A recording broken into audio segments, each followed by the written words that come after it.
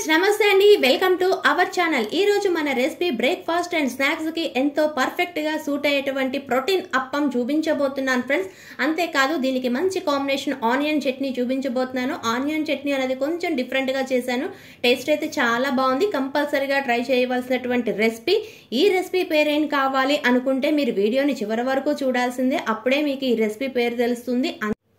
అంతేకాదు ఫ్రెండ్స్, వీడియోలోకి వెళ్లే ముందు చిన్న రిక్వెస్ట్, వీడియో కానీ మీకు నచ్చితే ఒక లైక్ చేయండి, మీ ఫ్రెండ్స్ అండ్ రిలేటివ్స్ కి షేర్ చేయండి। ఇంకెందుకండి ఆలస్యం, వీడియోలోకి వెళ్ళిపోదామా మరి। ముందుగా ఒక బౌల్ తీసుకొని దీనిలోకి 1 కప్ బియ్యాన్ని యాడ్ చేసుకోవాలండి। ఇక్కడ నేను కప్పు చూపిస్తున్నాను చూడండి, నేనైతే ఈ కప్పుతోనే తీసుకున్నాను। అంతేకాదు ఫ్రెండ్స్, బియ్యం అన్నది కూడా నార్మల్ బియ్యమే।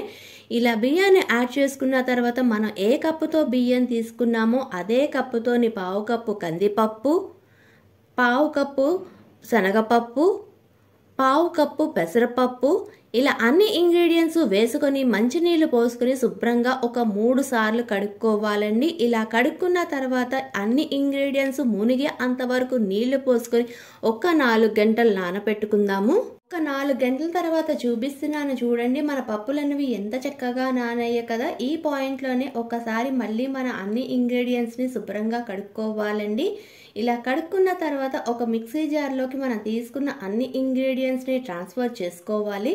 తర్వాత ఈ పప్పులన్నీ నలగడానికి సరిపడా వాటర్ని యాడ్ చేసుకొని ఫైన్ పేస్ట్గా చేసుకోవాలండి। ఇలా చేసుకున్న తర్వాత నేను ఇక్కడ చూపిస్తున్నాను చూడండి, ఇలా చేసుకున్న దాన్ని ఒక బౌల్లోకి ట్రాన్స్ఫర్ చేసుకుందాము। ఇలా ట్రాన్స్ఫర్ చేసుకున్న తర్వాత ఇలా రెడీ చేసుకున్న పొంగనాల పిండి అన్నది సమ్మర్లో అయితే 4 to 5 అవర్స్, వింటర్ రైనీ సీజన్లో అనుకోండి 6 to 8 అవర్స్ అన్నది పిండిని పులయబెట్టుకోవాలి। ఇలా పులయబెట్టుకున్నది పక్కన పెట్టుకుందాము। ఈ ప్రాసెస్లోనే అయ్యే ఆ లోపల మనమైతే చట్నీ అన్నది రెడీ చేసుకుందామండి। ముందుగా ఒక మిక్సీ జార్ తీసుకుని దానిలోకి ఒక మీడియం సైజు ఆనియన్ ఇక్కడ ముక్కలుగా కట్ చేసింది చూపిస్తున్నాను చూడండి, నేనైతే ఇలా కట్ చేసుకున్నాను। ఇలా కట్ చేసుకున్న దాన్ని ఈ మిక్సీ జార్లోకి ట్రాన్స్ఫర్ చేసుకుందాము। ఇలా చేసుకున్న తర్వాత దీనిలోకి 1 టేబుల్ స్పూన్ పుట్నాల పప్పు అండి, అదే వేపిన శనగపప్పు, గుల్ల శనగపప్పు అంటారు కదా, ఆ పప్పును అన్నది యాడ్ చేసుకుంటున్నాను। ఇలా యాడ్ చేసుకున్న తర్వాత దీనిలోకి అన్నది మంచి కలర్ రావడం కోసం కాశ్మీరీ రెడ్ చిల్లీ అన్నది ఒకటి యాడ్ చేస్తున్నానండి, ఇది పూర్తిగా ఆప్షనల్। తర్వాత దీనిలోకి 2 ఎండుమిరపకాయలను యాడ్ చేస్తున్నాను। ఎండుమిరపకాయలు అన్నది మీ కారానికి అనుగుణంగా యాడ్ చేసుకోండి।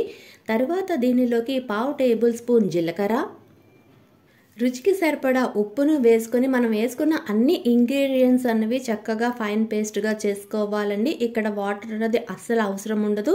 ఇలా చేసుకుంది ఇక్కడ నేను చూపిస్తున్నాను చూడండి, ఇలా చేసుకున్న దాన్ని పక్కన పెట్టుకుందాము। తర్వాత పొయ్యి వెలిగించి ప్యాన్ పెట్టుకుని దానిలోకి 1 టేబుల్ స్పూన్ ఆయిల్ని యాడ్ చేసుకోవాలండి। ఆయిల్ అన్నది కొంచెం వేడెక్కిన తర్వాత 1 టీ స్పూన్ మినప్పప్పు, 1 టీ స్పూన్ ఆవాలు, పావు టీ స్పూన్ జీలకర్ర, అన్ని ఇంగ్రీడియంట్స్ వేసుకున్న తర్వాత ఒక్క నిమిషం చక్కగా వేపుకోవాలండి। ఇలా వేగిన తర్వాత నేను ఇక్కడ చూపిస్తున్నాను చూడండి, ఇలా వచ్చిన తర్వాత ఈ పాయింట్లోని ఒక రెమ్మ కరివేపాకును కూడా వేసుకుని చక్కగా ఒక్క నిమిషం వేపుకోవాలి। ఇలా వేపుకున్న తర్వాత దీనిలోకి మనం ముందుగా రెడీ చేసుకున్నటువంటి ఆనియన్ చట్నీ ఉంది కదండి, దాన్ని కూడా వేసుకొని ఒక్క 4 నిమిషాల ఆనియన్ చట్నీ అన్నది చక్కగా వేపుకోవాలి। ఇలా చట్నీ అన్నది బాగా వేగిన తర్వాత దీనిలోకి ఒక చిన్న టీ గ్లాస్తోని దగ్గర నేను 1.5 గ్లాస్ వాటర్ని యాడ్ చేశానండి। ఈ వాటర్లోని ఈ చట్నీ అన్నది చక్కగా కలిసేటట్టు ఎక్కడా ఉండలేనట్టుగా చక్కగా కలుపుకోవాలి।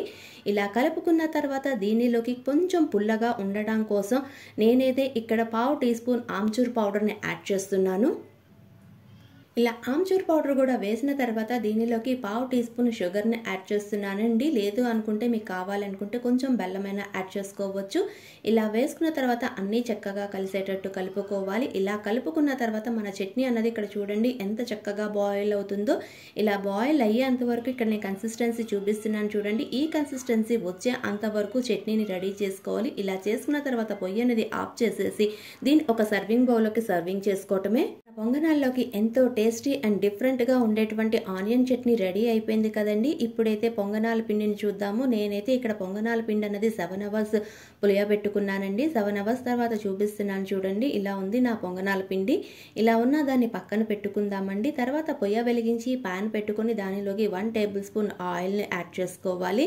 ఆయిల్ అన్నది కొంచెం వేడెక్కిన తర్వాత దీనిలోకి 1 టీ స్పూన్ మినప్పప్పు, 1 టీ స్పూన్ ఆవాలు, ఫైన్గా చాప్ చేసినటువంటి ఒక పచ్చిమిరపకాయ అండి. పచ్చిమిరపకాయ అనేది మీ ఇష్టానికి అనుగుణంగా పెంచుకోవచ్చు, తగ్గించుకోవచ్చు. ఇలా పచ్చిమిరపకాయను కూడా యాడ్ చేసుకున్న తర్వాత అన్ని ఇంగ్రీడియంట్స్ చక్కగా వేగేటట్టు వేపుకోవాలండి. ఇలా వేపుకున్న తర్వాత దీనిలోకైతే నేనైతే ఒక మీడియం సైజ్ ఆనియన్ ఫైన్గా చాప్ చేసి ఆ ఆనియన్ ముక్కలను కూడా దీంట్లోకి యాడ్ చేస్తున్నాను.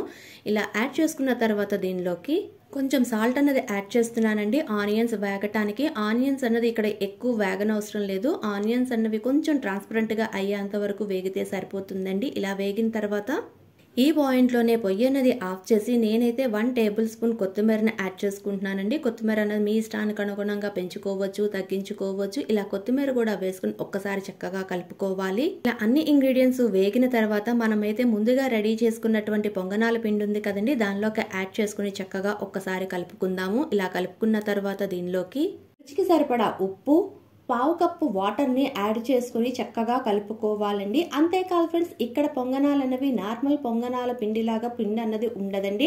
పిండి కన్సిస్టెన్సీ అనేది ఇక్కడ కొంచెం పలచగా ఉంటుంది. ఇక్కడ నేను పిండి కన్సిస్టెన్సీ చూపిస్తున్నాను చూడండి. ఇలా వచ్చేలాగా ఈ పొంగనాల పిండి అన్నది రెడీ చేసుకోవాలి. ఇలా చేసుకున్న దాన్ని పక్కన పెట్టుకుందాము. తర్వాత పొయ్య వెలిగించి దాని మీద పొంగనాలు వేసుకునేటువంటి అప్పం ఉంటుంది కదా, దాన్ని అయితే పెట్టుకోవాలి. ఇది కొంచెం వేడెక్కిన తర్వాత దీనిలోకి ఆయిల్ వేసుకుని పొంగనాలు గుంతల్లోని చుట్టూరుగా పొంగనాల పిండిని వేసుకుని తర్వాత మధ్యలో వేసుకోవాలండి. ఇలా వేసుకోవటం వల్ల పొంగనాలన్నవి చక్కగా వేగుతాయి. ఇలా వేసుకున్న తర్వాత ఫ్లేమ్ అన్నది మీడియం ఫ్లేమ్లోనే పెట్టుకొని మూత పెట్టుకొని ఒక 2 నిమిషాలు ఇలా ఉంచేసుకోండి. 2 నిమిషాలు అయిన తర్వాత మూత తీసి చూపిస్తున్నాను చూడండి.